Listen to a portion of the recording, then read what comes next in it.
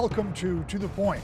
The state legislature was poised to take up and introduce new legislation this past week, but none of that happened because the latest variant of COVID swept through the chamber, forcing session to be canceled. Some committees still met and the Senate was in, but not quite as much activity as a normal week. We did have the opportunity to talk to one member of the state house about his expectations for the coming year as he wraps up his service in the lower chamber. Representative, it doesn't seem possible that you're entering your last year, your third full term in the House, and it must feel even quicker for you. I know as a reporter, I turn around and all of these people that I've been interviewing will soon be ushered out, but you've got a lot to do in this last year. So let's talk a little bit about some of the things that you and all of your colleagues will have to work on. And again, it seems a little remarkable, but we're still looking at the state response to COVID. I mean, we are 2 years deep into this, and the good news is there's a lot of revenue that's come from the federal government to use for the things to respond to COVID. What should you and your colleagues be doing with that? Well, one of the things I think we really ought to be thinking about is businesses that may be at the breaking point. And a lot of your viewers may not know this, but unemployment comes from assessments that are made on businesses essentially. And so a lot of the money that we've given out in UIA comes out of that trust fund. And I think we have to be careful that we don't make businesses break by doing things that keep us all safer. I mean, we're all in this together. And so I think we have to be really focused on business support. I think there are other things. I think we have to keep doing the things we've learned how to do that aren't that hard. So, when things get bad, we need to be sensible about social distancing. We need to be sensible about, all of the things we learned how to do. But at the same time, there are probably some things we can do better and continue to do them going forward. Better HVAC, right? So for the next pandemic, if it happens, we'll be a little better prepared for a lot of the stuff. So I think we need to work on, as a government, thinking through that stuff and thinking through how to help people help themselves. So, I mean, at its best, government is an entity that helps facilitate private action, right? You mentioned the UIA. We know that there was a lot of money that was paid out of there fraudulently. And at some point, that has to be kind of made up too. So is that kind of a dual purposing? I don't want to get too sidetracked into the differences between federal and state. I mean, the irony is that a lot of that money, almost all of it, turns out, was federal. And so the federal government has a problem there, and they have ultimately any government that prints too much money starts having problems with inflation and starts having all kinds of problems. Fortunately, at the state level, we don't have those problems. We are actually in fairly good shape at the state level because we got a lot of stimulus money. Also, our revenues have stayed solid. And so really at the state level, we're sort of in this wonderful position. And frankly, at the local levels too. I mean, the city got a lot of COVID money, stimulus money, the county got a lot of money. And so it leaves us in a position, and I think that people who have said, let's take a pause and think about how to use this money sustainably are having exactly the right impulse. This is not a party where we blow all the money, but it's a moment where we can think, where are some acute needs, but also where are some foundational things that we want to invest in? So I think that's a great conversation to be had. We're lucky to be able to have that conversation. Well, and really part of that conversation is what you and your colleagues had when you were talking about schools, because it was a record school aid budget, but you put one-time money in there for things like HVAC and some of the things that needed to be done. So that's what you're talking about. Yeah. But also, I mean, for example, I don't think there's no real dispute. We've had a problem in the last couple of years with maybe not crime in general, but certainly with violent crime in almost every city across America. We need to spend more money on law enforcement. We need to, and we need to figure out how to do that job better. So we need to do things like crisis intervention training for police officers.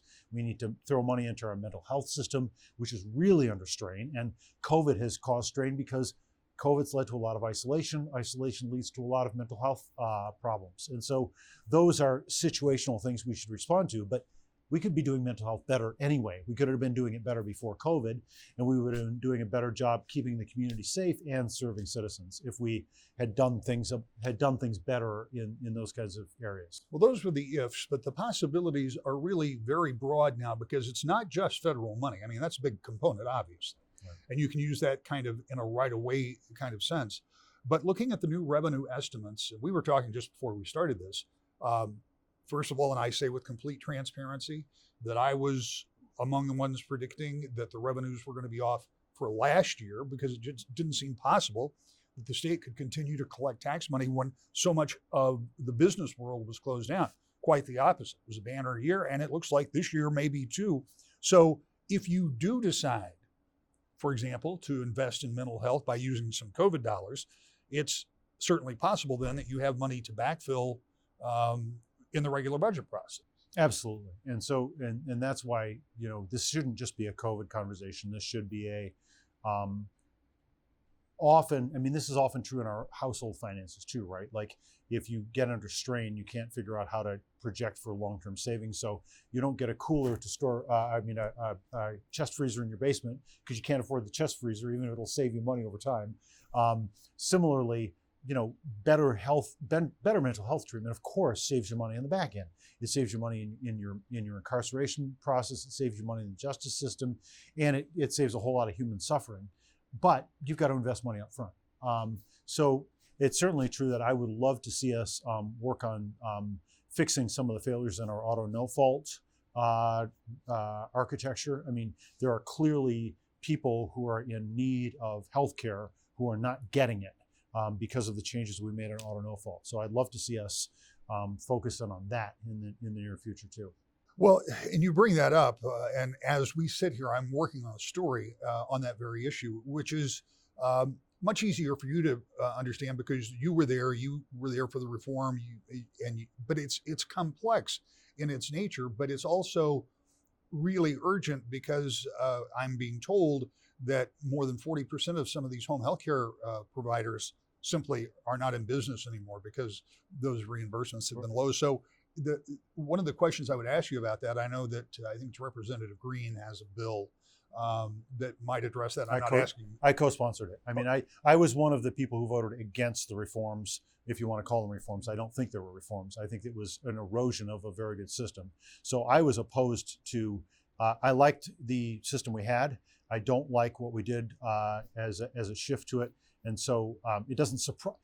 I'm not here to say, I was right, everyone else is wrong. Right. But I am saying it doesn't surprise me that these things are happening. But given that they happened, given that the vote went the way it did, now we owe those patients, a duty of care. And so my question is, after talking about this, obviously you're very, involved in it, but that bill, if it is the answer and you've co-sponsored it, needs to be in place sooner rather than later because more providers, it seems to me in the research that I've done, are not going to be able to sustain. And right. So right.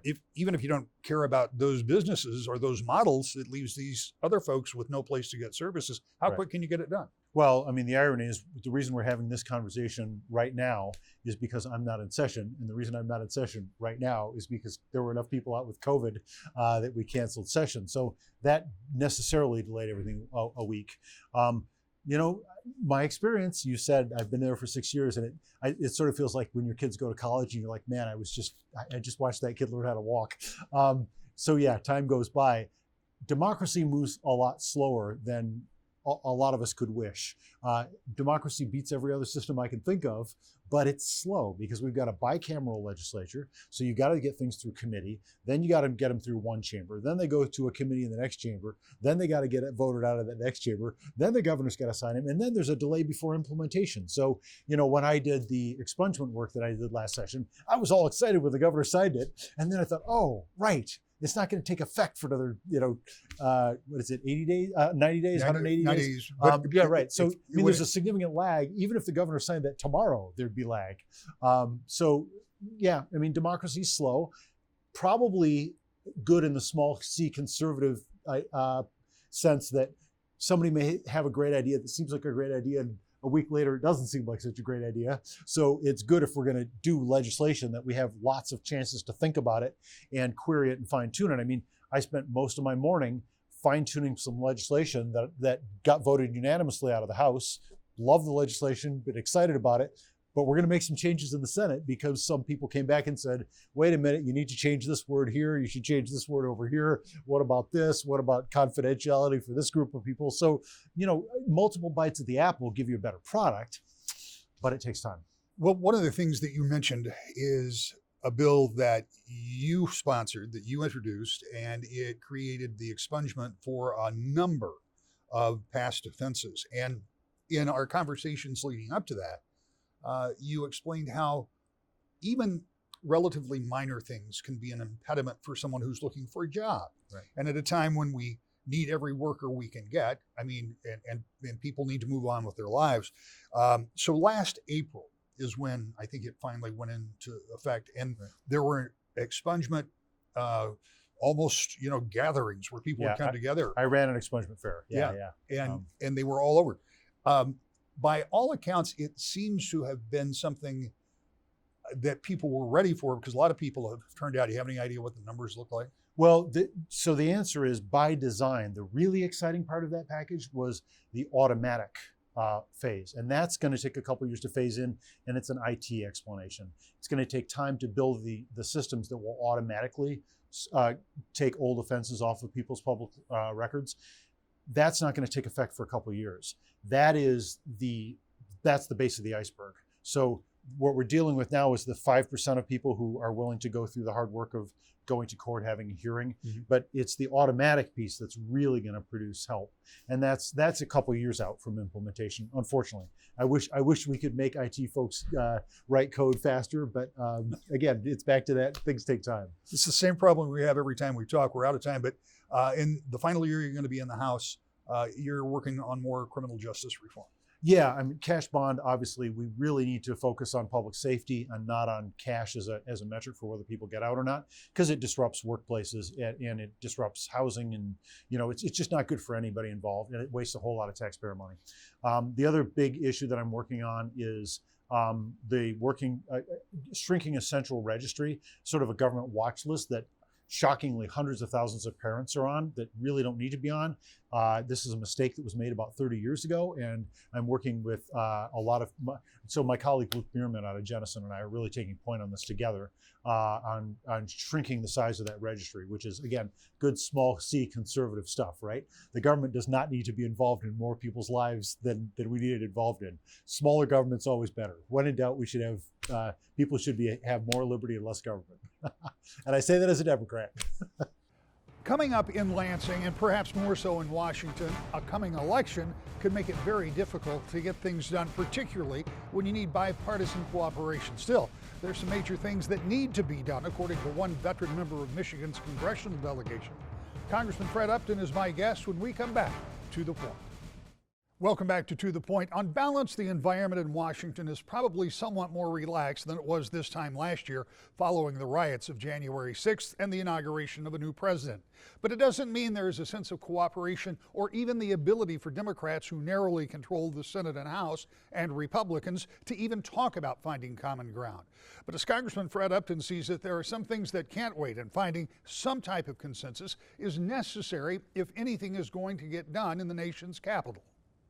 When you think about getting things done, you and I were talking before we started that we're kind of in that gray area as you go into an election year, and particularly with the anticipation that Republicans have that historically in the off year, the 2-year election after a new president is elected, the party not in power, generally speaking, picks up seats. I know that's the Republican anticipation. We know that a lot of those races, even though we're not exactly sure what the districts look like, have already begun around the country. So how difficult will it be from today going forward to get things done? For example, you have a new incarnation of the 21st century cures, 2.0, as you call it.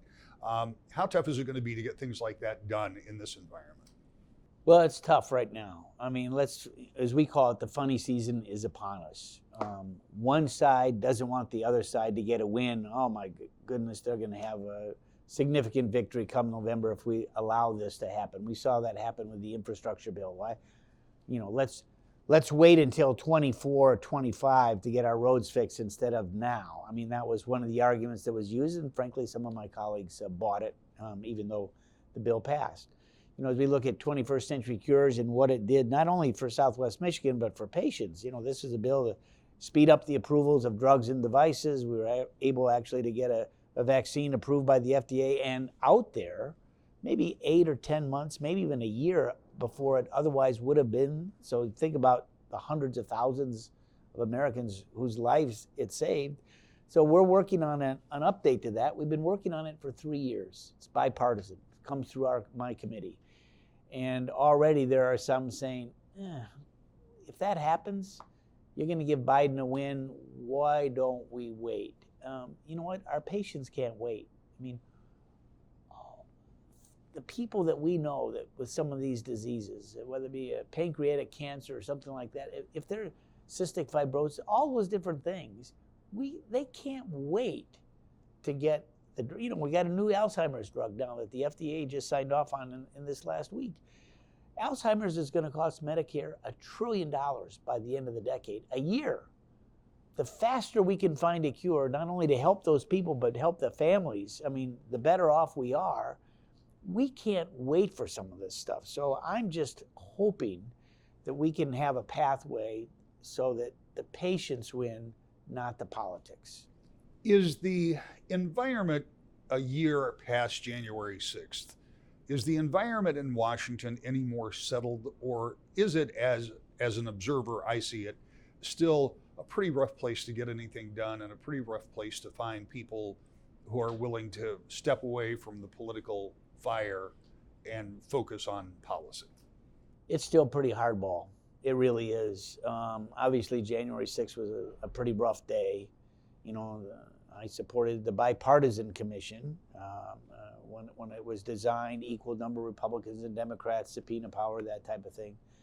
But yeah, it's pretty rough, that's for sure. And whereas the commission that I supported that passed in the House, the work was going to be done by the end of 2021, a couple weeks ago now. This new commission, which came about because the Senate didn't adopt the bipartisan one that the House did, a little bit of inside baseball, but you know, it goes on, and I do think that they're going to finish their work in the next number of months, but wouldn't it have been better to get this behind us, try to get the answers, but it's, to your question, it's a pretty rough political landscape, which is why, as a member of the Problem Solvers Caucus, and Peter Meyer and Slotkin from Michigan were part of this thing, you leave your partisan labels at the door, you work together on issues that are really going to promote your state, the nation, in terms of trying to get things done. And we're very active, and we'll continue to be very active in this next year. 60 members, equally divided between Republicans and Democrats. Which has grown over the past few years. And when you have that, just to put it in perspective, right now there's about a 5-vote margin for Democrats. It's exactly 5. There's a special election last week, so it's 5-vote margin. So you've got, the difference is 5 votes. If you have 60 members that stick together on an issue, that's the difference, easily. It is. So, I mean, I think it's kind of important. We've talked about the problem solvers. We've done an entire show. In fact, we did 2 shows talking about it because I see it as a unique presence in Washington of people trying to, again, as I say, kind of step away from that political fire. But in an election year, that's tough to do. Let me ask you a question about something. Just one add-on is that there's a larger group that's bicameral, so it includes the Senate, Joe Manchin, and we meet about once a month. It's called No Labels. We meet about once a month, and Joe Manchin, of course, has been a leader, not only in terms of getting the infrastructure bill done, but split off from the Build Back Better, multi-trillion social spending bill that never would have gone away. And obviously what we've seen now with the filibuster and other ideas to try to bring people together versus drive them apart. Yeah, if we had more time, we'd go deeply into the filibuster because that's a long-standing tradition, rule, if you will, in the Senate. But I want to ask you about something else. You were talking about the January 6th commission, and obviously there was a commission that you voted on that you approved, but the commission that was formed was different from that. And in fact, Speaker Pelosi disallowed the membership of some Republican members, and now the minority leader, Kevin McCarthy, has said he won't testify in front of this commission about a conversation or maybe multiple conversations he had with President Trump on that day. Is this commission in a position, I mean, if you have the minority leader who's not going to testify, and Mark Meadows, I think, also said he wasn't going to, do they have the ability to get to the answers you're looking for if people won't cooperate? I think that they will, and of course, I'm not on the commission. I was asked if I wanted to be on it, and I said, no, it's not on my bucket list. I've done some of those before. I got grandkids now. I got time that I want to spend with them. The commission that I supported was actually Kevin McCarthy said, let's do it this way. And we won. Equal number of Republicans, staff, members, subpoena power, all that type of thing. It passed the House. Senate didn't get the 60 votes to get it done, which then Pelosi then came back with Plan 3, which has 2 Republicans on it versus, 7 or 9 Democrats that are there. They've done their work. But they've actually interviewed hundreds of people. And whether or not Kevin McCarthy participates or not, time will tell. I think they're getting the answers and are going to be able to connect the dots in terms of what happens with or without Kevin McCarthy's direct testimony as part of that. So as you look ahead to this year, I mean, we've talked about the election. You still have some assessment to do there. We look at legislation. It's going to be tough to get things done. What do we expect out of Washington in the next 10 months? Well, we've had gridlock really the last number of months. Let's face it. We're able to get the infrastructure bill done on a bipartisan basis, particularly in the Senate, 69-30. Lindsey Graham, President Trump's best guy, voted for it at the end of the day, and obviously addresses needs that we know in Michigan. And remember the slogan, fix the damn roads. If we're able to spring this money, that'll be good. But, we didn't get any of the appropriation bills passed in time. Again, the fiscal year ended last September 30th. So we're under this continuing resolution, which now expires, which is a freeze on spending, expires February 18th. Well, after this next week, I think we have 6 legislative days before March. How are we going to get this thing done? There's been no communication in terms of, what is the normal appropriation process? Instead of just like, we're just going to freeze everything. So think of all the things that changed on defense. We're no longer in Afghanistan. That's tens of billions of dollars. You look at Ukraine, you look at, South China Sea, you look at other domestic initiatives, particularly with COVID and everything that's going on, more resources that are needed. I mean, as we, particularly here in Michigan, as it looks like we're going to get 200,000 cases a week. We had 4 of Omicron back in December. I mean, it's just, schools are getting closed. You're listening, I'm talking to employers. And we had the SCOTUS Supreme Court decision this last week on the mandates that was reversed. Big issues. We're glad 21 is behind us. I hope it stays behind us and it doesn't infiltrate and cloud and make 2022 murky. What happens legislatively in Washington and Lansing will be influenced by an election that has big consequences, and both parties are looking to appeal to voters in hopes of maintaining or regaining power. One final thought on that when we come back to the point. In terms of the coming election, stakes couldn't be much higher. In the United States Senate, a single pickup by Republicans changes the balance of power. In the House, it's just 5, but it's not that easy. Democrats and Republicans are raising money and preparing candidates for what may be one of the most pivotal elections in recent memory. On a national level, it will have a major impact, one way or the other, on President Biden's agenda. Here in Michigan, every member of the U.S. House, State House, and Senate are up for election and in new districts that are radically different from the ones they last ran in. Of course, the race for governor, attorney general, and secretary of state are on tap too. All in all, it's going to be a big year, and I hope you'll join me every week when we talk about it to the point.